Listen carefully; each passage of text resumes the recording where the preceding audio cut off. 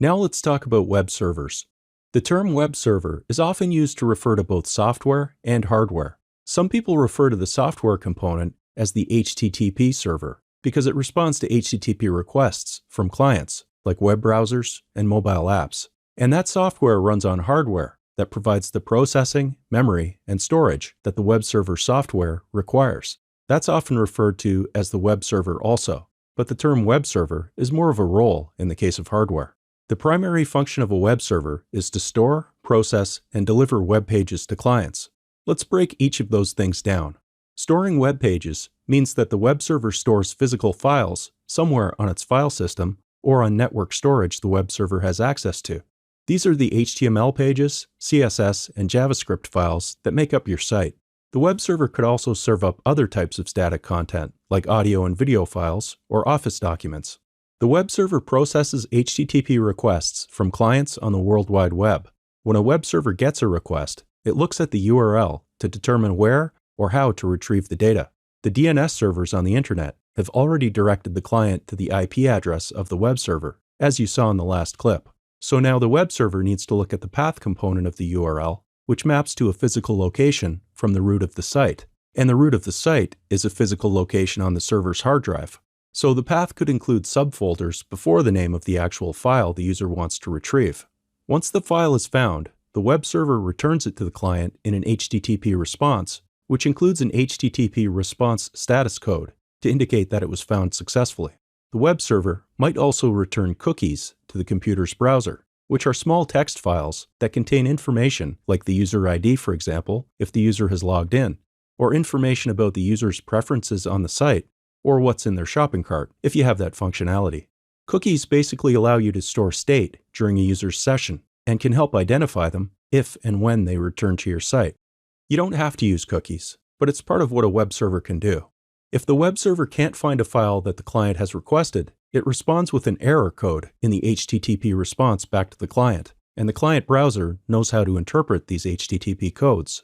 A full implementation of HTTP also includes ways for the server to receive content from the client by submitting web forms and allowing the uploading of files. Your site might not actually implement those features, but the web server should support them. Now, when the file in the URL corresponds to a physical file on the web server, normally that's a static file, meaning that the file is delivered to the client exactly how it is on the web server's disk. The other type of content that a web server can typically handle is dynamic content. That means the website includes code that performs some sort of logic that manipulates or even creates the entire web page in memory before returning it to the client. The code in the website might retrieve data from a database and merge that in with the HTML that's stored in a physical file. Let's say you've got a site that displays products the user wants to purchase, like the pies in the pie shop. If the pages in the website are static pages and you want to add a new pie to sell to your customers, you would need to create a new page or update the HTML of an existing page and upload it to the site so it can be displayed. But if you include code in your website, that code could retrieve the latest pie information from a database and dynamically create the page that's returned to the user. You'd still need to get the new pie information into the database though, so you might have another page on your site for administration that allows you to add pies to the database.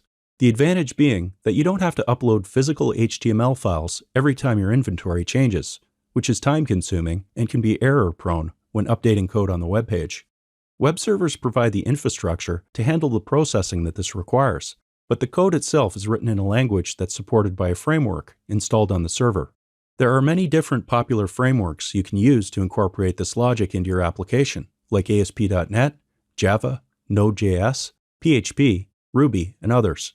And the choice of framework you use in your application plays a factor in determining which type of web server you choose and which underlying operating system the web server hardware needs to be running. We'll look more at that in a later clip on choosing a web hosting provider.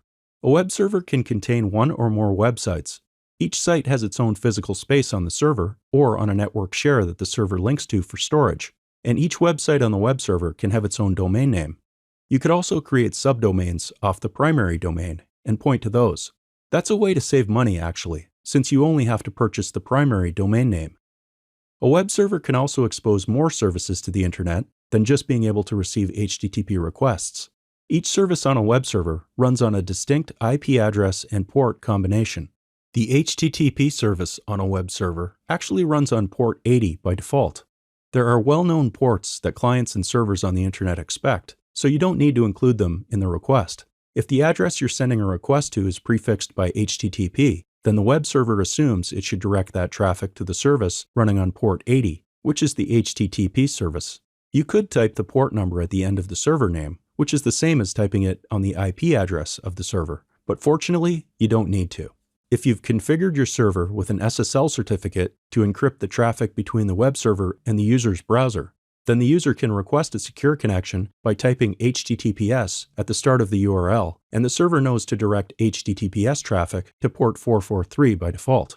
I'll talk a little bit more about this shortly. Other services can run on the same web server, and they're accessed using different ports.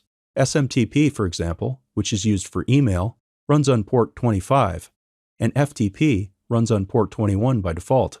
FTP is the file transfer protocol, and it allows you to manage files on the web server. And that's actually the protocol that we'll be using to upload our website later in this module.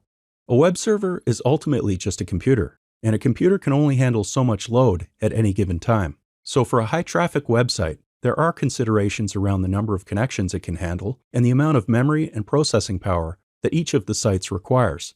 A web server provides features for security, and that includes being able to detect different types of user identities.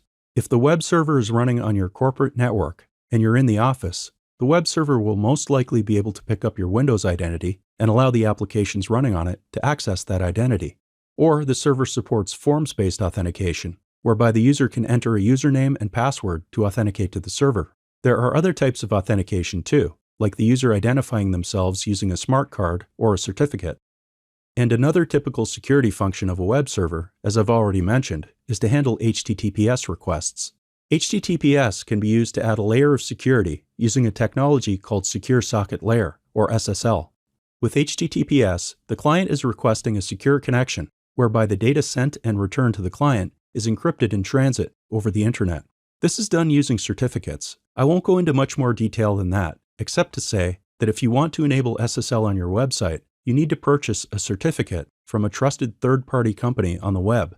Install that certificate on your web server and configure your web server to listen for SSL requests, which means the user will be prefixing the request with HTTPS instead of HTTP.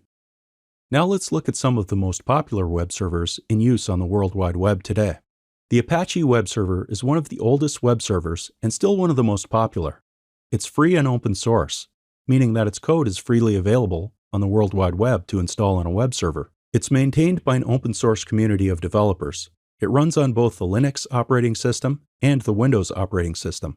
It has all the features we've talked about, and additional features can be added to Apache as modules, so it's a very flexible architecture.